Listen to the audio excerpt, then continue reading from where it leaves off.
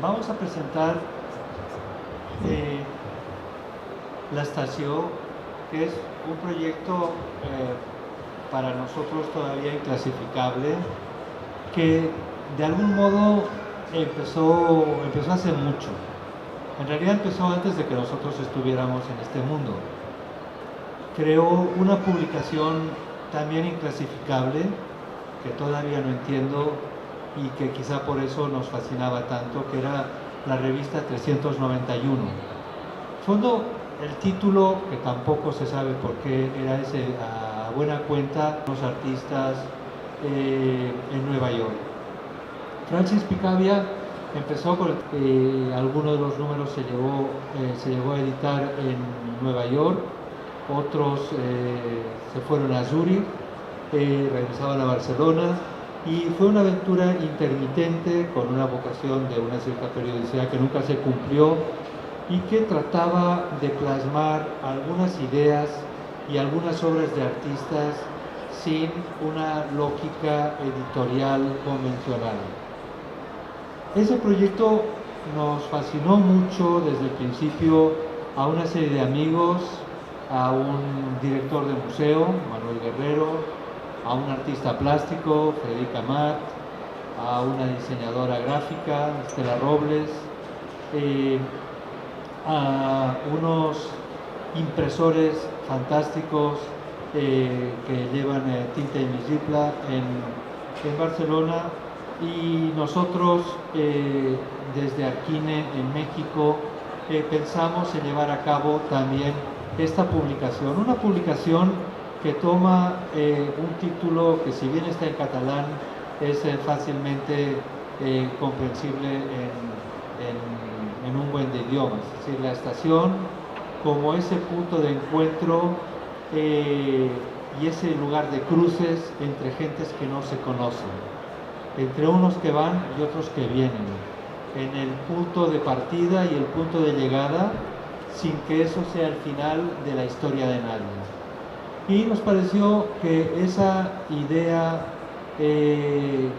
hermosa en principio podía ser un buen cuento para juntar artistas plásticos y a escritores sin que necesariamente se conocieran, como tanta gente que se cruza en los andenes, sin que necesariamente construyeran un discurso común, más allá del curatorial que nosotros definíamos y que nos parecía que era atractivo crear ese encuentro fortuito entre un escritor y un artista plástico.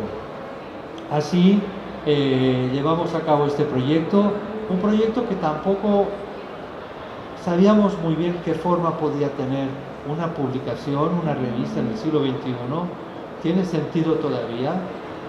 Algunos me preguntaban a mí, que fundé la revista Arquine hace 20 años, y efectivamente les decía que quizá no se me ocurriría llevar a cabo una revista, una publicación impresa ya en el siglo XXI, y que valía la pena cuestionarse también el formato.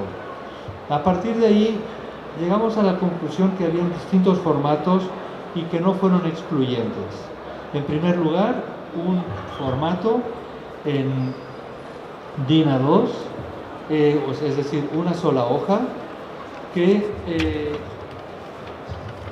en el que se imprimía el texto del escritor invitado. A veces es un poeta, a veces es filosofía, a veces es un texto específico a un lugar, como acabó siendo el de Juan Villoro sobre la Ciudad de México.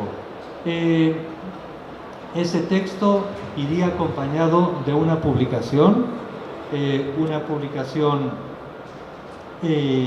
en este caso en un formato DIN A3, al doblar el DIN A2. Ustedes saben que los alemanes pensaron muy bien ese modo de andar doblando el papel, pero que además iría impreso en el idioma original.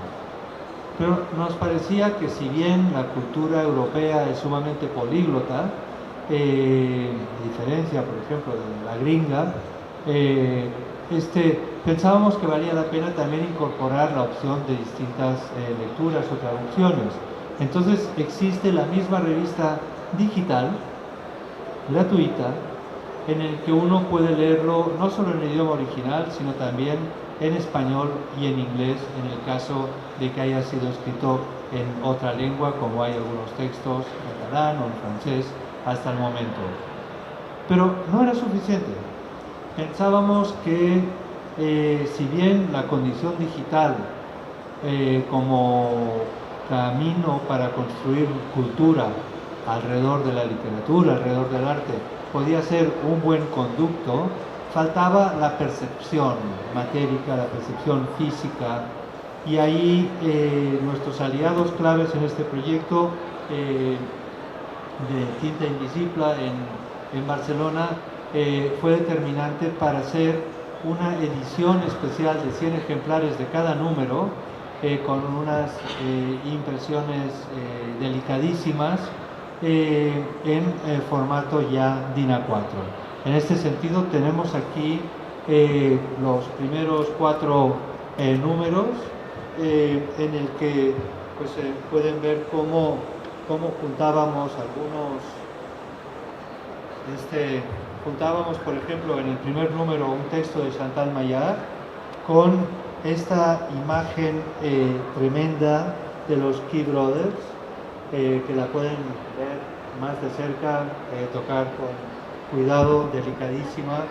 A mí me parece una de las más fascinantes.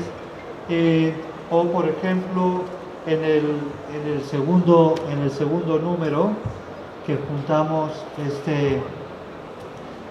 un texto de Deepesh Chakrabarty, un filósofo de origen hindú, un texto maravilloso, junto a esta foto tremenda de Graciela Iturbide en esos dos formatos, en la impresión normal en offset y con esta edición especial numerada y firmada por los autores de 100 ejemplares.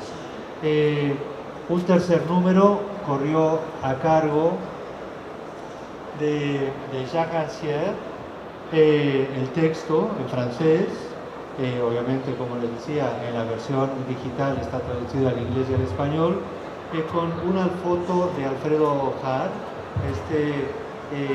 artista, arquitecto de formación chileno, residente en Estados Unidos, que nos parecía también una imagen muy sugerente. Seguimos el poeta gringo Jerome Rothenberg y una imagen del músico y artista que falleció de hecho este año, Carla Santos, una partitura a partir de la cual lo convierte en un poema visual. El quinto es una imagen de William Kendridge. Esta sí no tiene movimiento. Conocen la obra de Kendridge muchas veces en estas condiciones dinámicas en las que sus dibujos se van transformando. Aquí pues es estática, doblemente estática, porque es prácticamente como si fuera un papel sobre otra superficie, con un texto de Juan Villoro, La voz del enemigo. Así seguimos, ya están otros 2 números en marcha y un tercero que no sé bien quién va a acabar siendo el autor del texto, pero la imagen es una imagen de un croquis de un proyecto del arquitecto mexicano y probablemente el mejor arquitecto de Latinoamérica en este momento, o probablemente del continente, ¿verdad? Porque en Estados Unidos no hay, que es Alberto Calach. Este proyecto plural lo hacemos, como les decía, varios amigos que estamos todos en otros mundos vinculados a la cultura, y pues es una asociación civil sin ánimo de lucro y pues tratando de ofrecer esa lectura multicultural de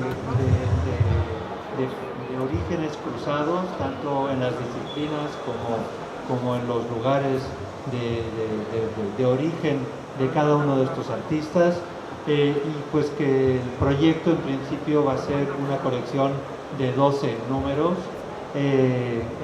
con esas duplas, con esos duetos. Básicamente esto es la estación, es el punto de encuentro entre las culturas de nuestros mundos. Muchas gracias.